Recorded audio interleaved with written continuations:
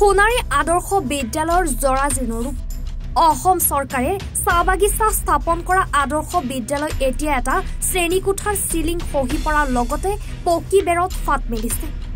অসম চৰকাৰে 119খন চাহ বাগিচা স্থাপন কৰা আদৰ্শ বিদ্যালয়ৰ ভিতৰত অন্যতম বিদ্যালয়খন হৈছে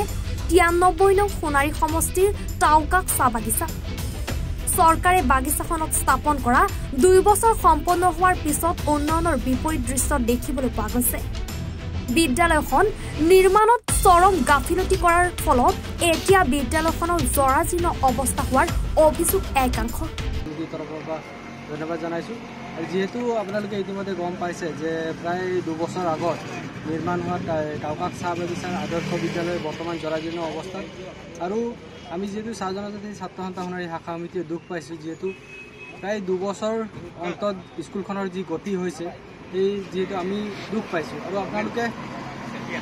মন কৰিব যেহেতু বৰ্তমান সময়ত চৰকাৰখনে যি কৈছে যে চাহ জনগোষ্ঠীৰ উত্তৰণৰ কাৰণে আমি চাহ বাগিচাসমূহত আদৰ্শ বিদ্যালয় স্থাপন কৰিছোঁ আৰু লগে লগে বহু আঁচনিৰ কথা তেওঁলোকে কৈছে কিন্তু আমি তেওঁলোকক ক'ব বিচাৰিছোঁ আপোনালোকে আঁচনি নিৰ্মাণ কৰিছে আমি ভাল পাইছোঁ কিন্তু তাৰ লগে লগে আমি এষাৰ কথা ক'ব বিচাৰিছোঁ যেহেতু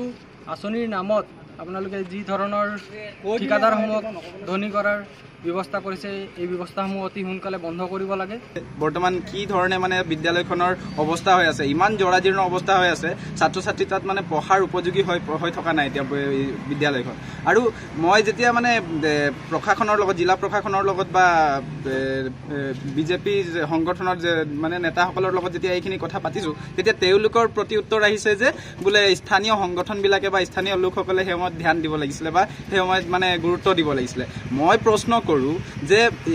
প্ৰশাসনে কি কাৰণে দৰমহা লৈ আছে যদি স্থানীয় লোকসকলে বা স্থানীয় সংগঠনবিলাকে তাত হেৰি ইমানকে মানে গুৰুত্ব দিব লাগিছিলে তেন্তে প্ৰশাসনে কিয় দৰমহা লৈ আছে বা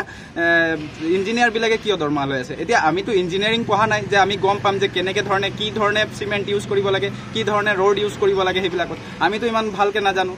চাহ জনজাতি ছাত্ৰ সংগঠনসমূহৰ অভিযোগ মতে চাহ জনগোষ্ঠীৰ অধ্যুষিত এলেকাত একোখন আদৰ্শ বিদ্যালয় স্থাপন কৰিছে যদিও আজি কুপতি বিদ্যালয়ৰ আন্তঃগাঁথনিৰ ধন সদব্যৱহাৰ কৰা নাই যাৰ ফলত এই পৰ্যন্ত নাই বিশুদ্ধ খোৱা পানীৰ ব্যৱস্থা বিদ্যুৎ সেৱা বিকল বিদ্যালয়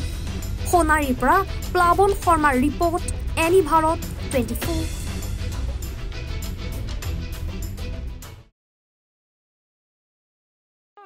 ৰব আপুনি যে এটা অপৰাধ কৰিবলৈ গৈ আছে আপুনি জানেনে এই নাবালিকা গৰাকীক এতিয়াই বিয়াত বহুৱাটো যে এটা অপৰাধ আপুনি জানেনে অপৰাধ কেনেকৈ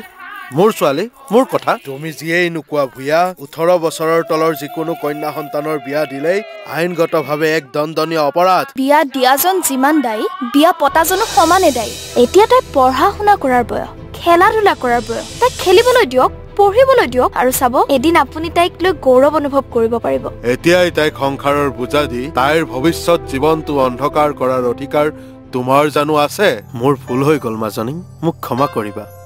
শিক্ষা ল'ৰা ছোৱালী উভয়ৰে প্ৰাপ্য আৰু অধিকাৰ